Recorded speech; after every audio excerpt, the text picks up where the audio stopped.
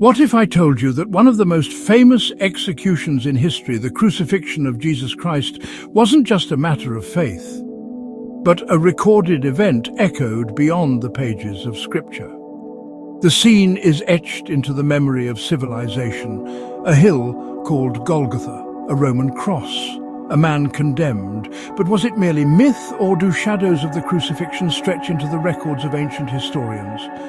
According to the Gospels, Jesus of Nazareth was crucified under the Roman governor Pontius Pilate, around 30 to 33 AD for believers.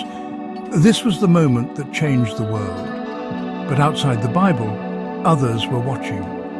In the late 1st century, a Roman senator named Tacitus wrote in his Annals, "Christus, from whom the name Christian had its origin, suffered the extreme penalty during the reign of Tiberius at the hands of Pontius Pilate."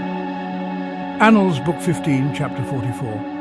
A Roman, a pagan, no sympathy for Christians, yet he confirms the execution.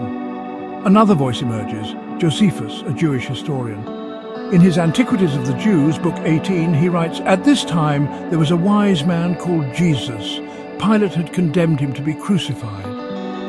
Though later Christian editors may have altered his words, many scholars agree a core truth remains.